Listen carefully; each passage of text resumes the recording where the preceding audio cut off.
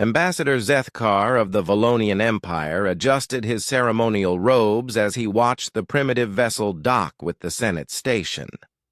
The human ship looked like scrap metal welded together by blind children, yet somehow it had traveled 47 light years to reach this sacred meeting place. The irony wasn't lost on him. These newcomers had been invited as a courtesy, a symbolic gesture to welcome another species into the galactic community. No one expected them to matter.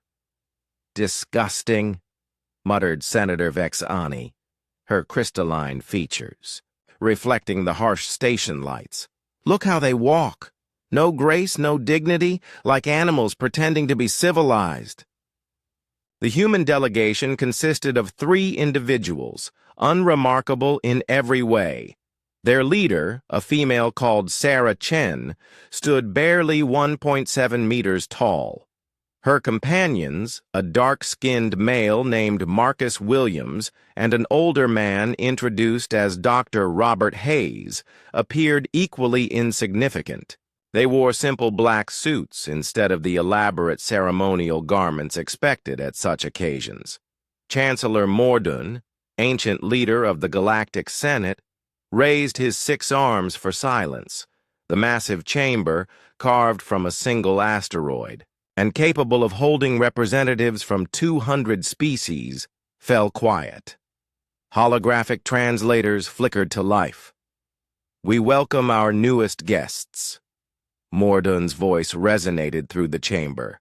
"The species known as humans, from the 3rd planet of a yellow dwarf star in Sector 7739. Polite applause rippled through the assembly, though many representatives seemed more interested in their data tablets than the newcomers. The humans were here for show, nothing more. In a galaxy where the Valonian Empire commanded fleets of ships that could shatter moons, where the Zephyrian Collective possessed telepathic abilities spanning light years, and where the ancient builders had constructed ring worlds, what could these primitive mammals possibly offer? Sarah Chen stepped forward to the speaking platform. She carried no notes, no ceremonial items, just a small device that she placed on the podium. "Thank you for this invitation," she began, her voice calm and measured. "We're honored to be here. We understand this is largely ceremonial, that humanity is too young, too primitive to contribute meaningfully to this ancient body." Murmurs of agreement swept the chamber. At least they knew their place. "We've spent the journey here studying your histories, your cultures, your technologies," Chen continued. "Fascinating stuff. The Valonian Empire's conquest of the Andromedus cluster, the Zephyrian Collective's psychic networks, the economic algorithms that govern trade between 700 worlds." Dr. Hayes stepped forward and whispered something to Chen. She nodded.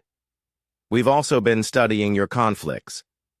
The resource wars, the territorial disputes, the ideological deadlocks that have paralyzed this Senate for the past 3 decades. Chancellor Mordun's expression darkened. "You presume to lecture us, child?" Chen smiled. "Not lecture. Offer solutions." She activated the device on the podium. Suddenly, holographic displays materialized throughout the chamber, showing detailed star charts, resource distribution maps, and economic models that made the assembled representatives lean forward in their seats. "The Zerion-Volga conflict over the lithium mines in Sector 3381, Chen said, highlighting specific regions.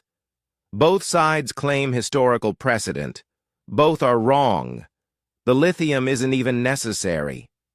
Senator Zerion, a massive insectoid creature, clicked his mandibles angrily. "Impossible! Our entire industrial base depends on those deposits." "Your industrial base depends on lithium-ion energy storage," Marcus Williams interjected, speaking for the first time. "We've been running those calculations for decades. There are 17 more efficient alternatives using materials abundant. In your home system. The chamber erupted in surprised chatter. Williams continued, his voice cutting through the noise. The Zephyrian Collective's expansion into the neutral zone isn't about Lebensraum. It's about communication range. Your psychic networks degrade over distance, but you're approaching the problem wrong. More holograms appeared, showing network topology diagrams that made even the Zephyrian representatives' eye stalks twitch with interest. Quantum entanglement communication relays, Dr. Hayes explained, adjusting his glasses. Instantaneous communication across any distance. We worked out the theoretical framework about 50 years ago. Implementation requires rare Earth elements, but... He gestured to the resource map still floating in the chamber. Those are abundant in systems you've all ignored because they lack habitable planets. Chancellor Morden slammed his primary fist on his chair. Enough! You arrive here speaking of solutions to problems that have existed for millennia, claiming your infant species can succeed where ancient civilizations have failed. Not claiming, Chen said quietly. Demonstrating. She pressed another control. The chamber's main display lit up with a real-time feed of the human ship, but it wasn't the scrap metal vessel they'd arrived in. The crude outer hull was peeling away like shed skin, revealing something that made every representative in the chamber fall silent. Sleek organic curves merged seamlessly with crystalline matrices and quantum processors, technologies that shouldn't. Exist together, unified in a design that was simultaneously alien and hauntingly familiar. It was a ship that incorporated the best innovations of every species present and improved upon them. 3 months ago, you transmitted your technical databases to us as a welcome gift. Chen explained. Standard procedure, we're told. Basic industrial processes, elementary scientific principles. You wanted to help primitive humans understand the galaxy they were entering. The silence in the chamber was absolute. We read everything. We found it educational, but also disappointing. You've all become so specialized, so focused on your particular advantages, that you've stopped seeing the bigger picture. The Valonians' perfect military technology but ignore efficiency. The Zephyrians develop psychic networks but neglect automation. The builders create magnificent structures but can't adapt them. Dr. Hayes smiled. Humans don't have natural advantages. No psychic abilities, no natural armor, no extended lifespans. But we have something else. We adapt. We combine. We find ways to make incompatible things work together. Impossible, whispered Senator Vexani. The quantum matrices alone would take decades to stabilize. For you, yes, Marcus Williams nodded, because you're thinking like Zephyrians.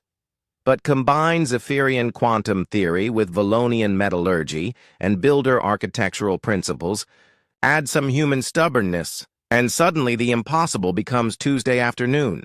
Chancellor Mordoon's voice was barely a whisper. What do you want? Sarah Chen's smile was gentle, almost apologetic. Want? We don't want anything, Chancellor. We're here to help. The galaxy is facing resource shortages, communication breakdowns, territorial conflicts that threaten to tear apart everything you've built over millennia. She gestured to the floating displays around them. We've identified solutions to 47 major galactic conflicts, improvements to basic infrastructure that could increase efficiency by 300%, and defensive technologies that could protect all our worlds from the dark matter storms approaching from the galactic rim. The chamber remained silent. The question isn't what we want, Chen continued. The question is whether you're ready to accept help from the primitive mammals you invited as guests. 3 hours later, the formal vote was unanimous. Humanity was granted not just membership in the Galactic Senate, but emergency administrative powers to implement immediate reforms. The ancient bureaucracy that had strangled progress for centuries was swept aside in a single afternoon. As the human delegation prepared to leave, Chancellor Morden approached them privately. "How long have you been planning this?" he asked. Chen considered the question carefully. "Since the moment we received your invitation. You see, Chancellor, humans have a saying. When you're invited to the table, make sure you know whether you're a guest or the meal." She paused at the airlock. "We decided to be neither." The human ship departed that evening, carrying with it administrative codes that effectively gave humanity control over galactic policy. Behind them, representatives who had ruled the galaxy for millennia began the humbling process of learning to take orders from species they'd considered primitives just hours before. In the end, the Galactic Senate had invited humans as guests. But they left as something far more dangerous, partners with better ideas.